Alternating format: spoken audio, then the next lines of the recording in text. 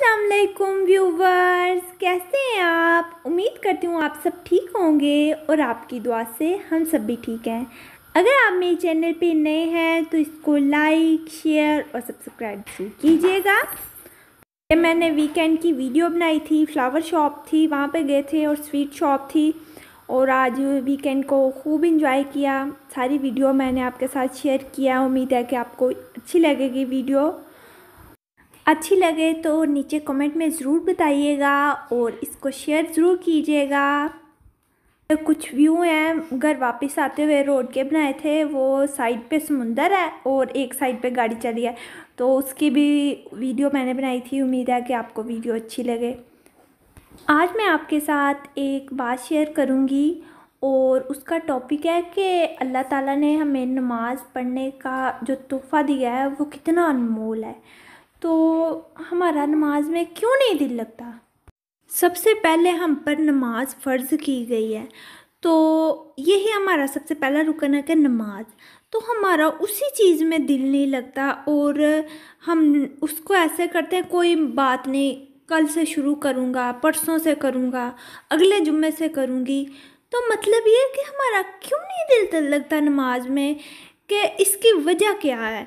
तो अगर मैं आपको इसकी बातें मतलब नमाज छोड़ने की बातें बताऊँ ना, तो आप कोई भी नमाज नहीं छोड़े कि मतलब इतने सारे इसके ना साइड इफ़ेक्ट और गुनाह हैं हमें।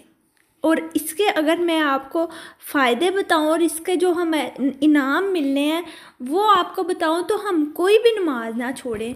तो आप मेरी वीडियो शायद आपको थोड़ी सी लंबी लगेगी और यहाँ ये टॉपिक एक नॉर्मल टॉपिक है कि नमाज हमारा क्यों नहीं दिल लगता। हमारे नबी पाक सल्लल्लाहु अलैहि वसल्लम ने कहा कि जो नमाज है ना वो एक ईमान का वो है पिलर। जैसे एक बिल्डिंग होती है उसका पिलर होता है, पिलर ना हो तो बिल्डिंग गिर जाती है। तो हमारे ईमान का पिलर जो है वो नमाज है। तो हम नमाज क्यों नहीं पढ़ते। हमारा नमाज में दिल नहीं लगता, हमारे ख़यालात बदलते हैं। हम सबको ये बात पता होगी, मुझे मेरे कितने व्यूवर्स ऐसे होंगे जो सुन रहे हैं उन सबको पता है, लेकिन हम फिर भी नमाज कज़ा करते हैं। और इसके नाम है, इतने नाम है ये कि हमें नमाज नबी पाक सल्लल्लाहु अलैहि वसल्लम की आँखों की ठंडक है। ठीक है, नमाज जो नमाज बंदा पढ़ता है उसको क़यामत के दिन अल्लाह ताला का दीदार होता है। जिसने हमें पैदा किया हमें उसका दीदार होगा जो नमाज़ पढ़ता है। तो ठीक है, जिस दिन वो मरेगा, जो नमाज़ पढ़ता हो, जिस दिन वो मरेगा उसकी हद नगाह जहाँ तक वो उसकी नगाह जाएगी उसकी कब्र उतनी वसी कर दी जाएगी। ठीक है, उसको निज़ा के वक़्त उसको रोशनी नसीब होगी कि वो उसको दिखे। निज़ा की शक्ति जो होती है वो उस पर कम होगी और जो नमाजी होगा उस पर होगी नहीं। तो मतलब ये इसके जितने अनामात हैं वो मैं आपको बताने पे रहूँ तो शायद वीडियो ख़त्म हो जाए, लेकिन इसके इतने इनामात हैं और ये हम पर फ़र्ज़ है। सबसे पहले ये बात ये हम पर फ़र्ज़ है, जो बालिग मर्द औरत नमाज जिस पर फ़र्ज़ है वो अगर नमाज पढ़ता है तो अल्लाह ताला उसको क़यामत के दिन अपना दीदार करवाते हैं। और नमाज हमारी नबी पाक सल्लल्लाहु अलैहि वसल्लम की आँखों की ठंडक है। और अगर इसके अज़ाब को देखा जाए, इसके मुस्बत देखा जाए, तो जिसने नमाज कज़ा की या जिसने नमाज छोड़ दी, तो नबी पाक सल्लल्लाहु अलैहि वसल्लम ने कहा दोनों हाथ मिला के, जैसे हम दोनों हाथ मिलाते हैं तो बिल्कुल कब्र उसको ऐसे जकटेगी कि उसकी दोनों नहीं पसलियाँ उसकी सारी टूट जाएंगी और मिल जाएंगी आपस में। हम इतनी तकलीफ़ बर्दाश्त कर सकते हैं? अज्यूम करें, हम नहीं करते। मतलब हम कहते हैं कि ऐसा, मतलब हमारा ये ज़हन ही नहीं बनता कि हम अगर उसकी नमाज की सोचें कि हम नमाज क्यों कज़ा कर रहे हैं, या नमाज हम कज़ा कर रहे हैं कोई बात नहीं, हमारे लिए ये कोई बड़ा हेडिक है ही नहीं, या हमारे लिए ये गुनाह भी नहीं है। अब मतलब जो अब सुनते हैं हम कहते हैं ठीक है हाँ जी सुन रहे हैं, लेकिन अभी अमल कर रहे हैं फिर नहीं करते। लेकिन हम ये पक्के आज से हम नियत करते हैं कि हमारी आज से कोई नमाज कज़ा नहीं होगी। हम इंशाअल्लाह ताला अपनी सारी नमाज़ों को अदा करेंगे। मैं अपनी बात करती हूँ, मैं भी नहीं पढ़ती कभी, ठीक है। तो लेकिन अपनी पूरी कोशिश यही करनी चाहिए कि नमाज कोई कज़ा नहीं होनी चाहिए, और किसी सूरत में भी नमाज की माफ़ी नहीं है। बीमार हो नहीं, सफ़र में हो नहीं, अगर आप बस में हो, ट्रेन में हो, जहाज़ में हो, घर पे हो, नमाज कज़ा नहीं होनी चाहिए। आपने नमाज को अदा करना है। तो मकसद ये देखें, ये किसी भी हालत में माफ़ नहीं है, तो हम किसी भी हालत में पढ़ते ही नहीं हैं। मतलब सोचने की बात नहीं है कि यही हमारे सबसे पहला सवाल हमारा यही होना है कि नमाज फ़र्ज़ है ना हम पर, तो हमने जो फ़र्ज़ ही नहीं अदा किया। कहते हैं सब वजीफ़ा कोई बता दें हमें, हैं हम कोई भी मुश्किल में होते हैं, कोई भी मुसीबत में होते हैं, हमें कोई वजीफ़ा बता दें। हैं हज़रत साहब ने कहा है, ये जो हज़रत मौलाना इलियास कादरी हैं, उन्होंने कहा, पता क्या कितनी अच्छी बात उन्होंने कही है। उन्होंने कहा कि नमाज सबसे अच्छा वजीफ़ा है जो फ़र्ज़ जी है हम पर, जो बालिग मुसलमान मर्द औरत है उस पर नमाज फ़र्ज़ है। और ये सबसे बेहतरीन वजीफ़ा 5 वक़्त की नमाज है। अगर हम 5 वक़्त की नमाज पढ़ते हैं ना, तो हमारी मुश्किलें, मुसीबतें, परेशानियाँ खुद ही ऑटोमेटिकली हल होती जाएंगी, क्योंकि हम नमाज में अल्लाह ताला से दुआ मांगते हैं, नमाज में हम अल्लाह ताला से रुजू करते हैं।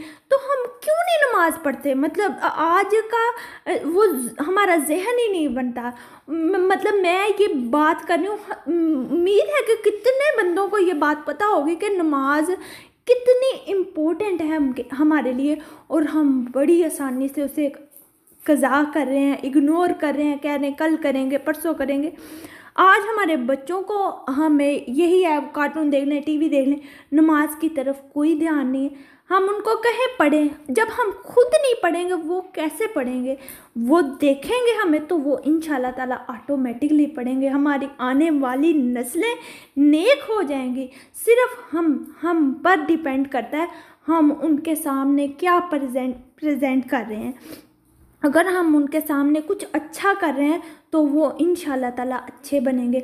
अगर हम ही उनके सामने उनको कह रहे हैं कि हमारी औलाद नेक हो जाए, हमारी परेशानियां दूर हो जाए, लेकिन हम खुद उस चीज़ पे अमल ही नहीं कर रहे, तो हमारी औलाद नेक कैसे बनेगी? तो प्लीज़ आपसे रिक्वेस्ट है मेरी आज की कि आप कोई भी अपनी नमाज कज़ा ना करें। अल्लाह ताला ने बहुत बेहतरीन इसके लिए हमारे लिए नाम रखे हुए हैं, और इसके मुस्बत देखे जाएं तो इसके साइड इफ़ेक्ट भी बहुत हैं हमारे लिए। अगर हम नमाज नहीं पढ़ते हैं, हम कितनी मुश्किलों में, मुसीबतों में, परेशानियों में घिर जाते हैं, और जब हम नमाज पढ़ लेते हैं तो अल्लाह ताला से राब्ता कर लेते हैं।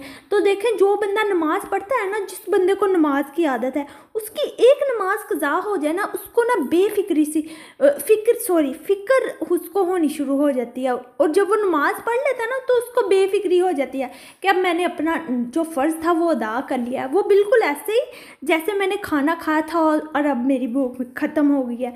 उस जिसको आदत है नमाज की, तो हम क्यों ना अपनी जो आने वाली नस्लें हैं उनमें ये नमाज की चीज़ डालें कि वो हम जब हम मर जाएंगे तो वो हमारे लिए सदका जारिया बने, हमें बख्शने का ज़रिया बने।